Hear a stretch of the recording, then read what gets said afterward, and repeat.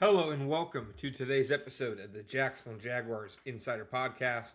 My name is John Shipley. Today we are talking about the Jacksonville Jaguars and where they now have to go after the 2025 NFL season.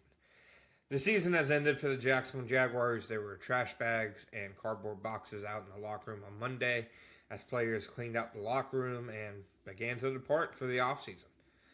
The last day of a team's really togetherness, the finality in it all is really kind of jarring. It's, to me, probably the weirdest day on the NFL calendar every season.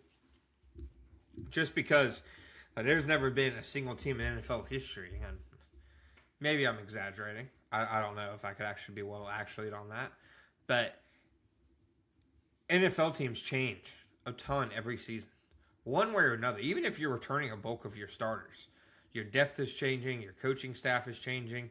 Very rarely is there just complete,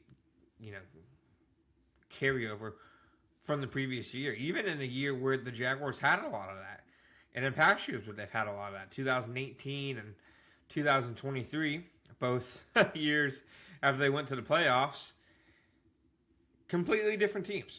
I mean, it just, everything changes about the structure of your locker room. Everything changes about the structure of your organization in a really big sense because each team tells a different story throughout the course of the season.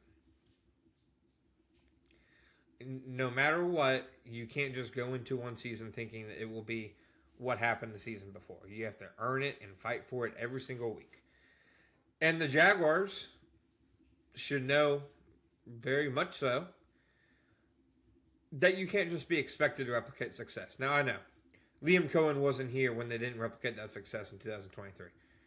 Tony Bazzelli, okay, he was here in the sense of he was obviously a very present figure within, Jacksonville and still a beloved figure in the franchise and an important voice for the franchise. James Gladstone wasn't here. If you count the practice squad, probably about 14, 15 guys were here when that happened. Actually, it probably goes beyond that because, depends if you count the rookies from 2023. I'm not sure if they should even count now, but you guys know what I mean. The guys who were on that 2022 team and on that 2023 team, they should know that success year to year, that consistency is not guaranteed by any means. They should know it as well as anybody. Because the Jaguars have been in this position before. 2022, it looked like they had everything going for them. Just finished a hot, winning streak. Took Kansas City to the brink on the road in the playoffs. You have a Super Bowl winning head coach in Doug Peterson. Looks like you have your franchise quarterback.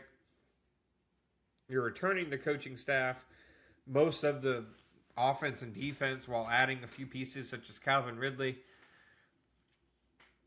You still have the same general manager and front office. Nothing really changed. I mean, it was a very quiet offseason for the Jaguars, other than Calvin Ridley getting reinstated.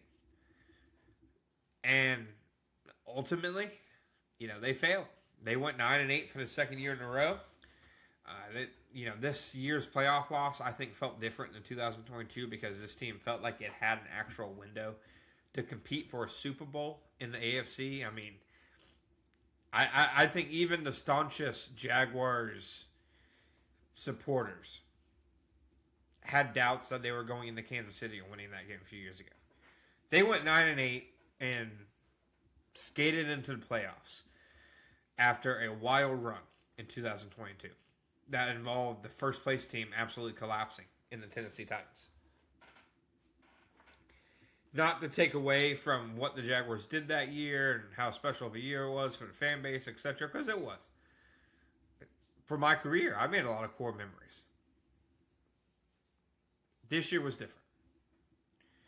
This year felt different in every sense of the word. They were a better team on paper. They were a better team in all the key metrics. They won more games. I mean, they won 13 games compared to 9. They dominated the AFC South outside of one quarter against the Houston Texans. it was a phenomenal year. And it felt like in an AFC that didn't have Mahomes, that didn't have Lamar, that the Jaguars could just get past Josh Allen. What other quarterback was terrifying them in the AFC? Drake May is an MVP level quarterback. You guys that have listened to me for a few years now know how I feel about Drake May as a passer. I think he's an elite player. He's not, on the Josh Allen tier. I think Josh Allen is future Hall of Famer, one of the best players in the league, one of the best players of a generation. I mean, Josh Allen is just spectacular, and he played a fantastic game on Sunday. And that's what the Jaguars fell to. They got a bad draw. It is what it is. It doesn't erase, though, that this felt like a Jaguars team that could have and should have made actual noise. And now that's what really the legacy of this team, unfortunately, is going to be. Like, yeah, they had a great season. They won a ton of games. They won the AFC South. But it just feels incomplete. It feels like they should have went further. Now, with that said, I do think there are reasons to believe that this is a team that can capitalize on this momentum more so than the last team did. For one, this team is already so much more aligned than the 2022 team ever was. I mean, a very frank and honest truth were that Doug Peterson and Trent Baalke were more or less a shotgun wedding by NFL pairing standards. They were never really rowing the same direction, and that was even for 2022.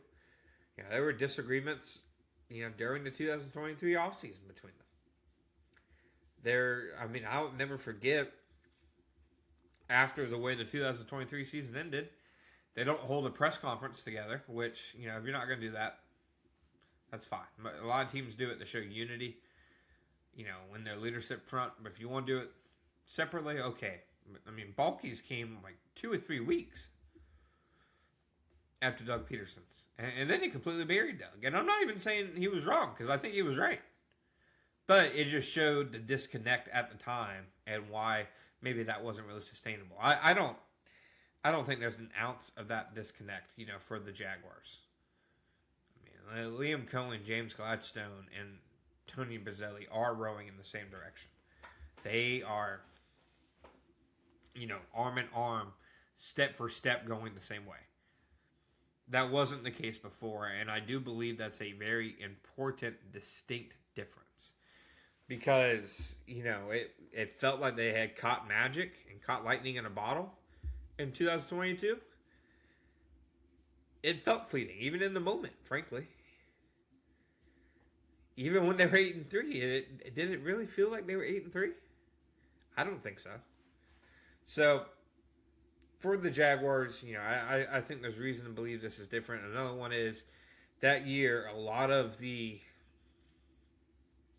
I'd say, improvements that they saw, came from veterans that they had added in the offseason, who they paid for, who were already good players and they brought in to improve the Florida roster. It's not to say that's a bad thing. They did what they were supposed to do, but, Christian Kirk, Zay Jones, Evan Ingram, all solid players in the NFL, beforehand. Foye Oluokun,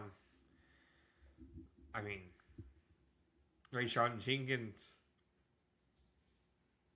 Darius Williams. Outside of only so many players, it's tough to think of how many guys that year, just straight up developed and got better. And I think this year, this Jaguars team had that. I think they won all those games because they had a roster that got better significantly over the course of the season. Role players who were able to improve. Cole Van Lannon got a major contract because he improved so much throughout the season.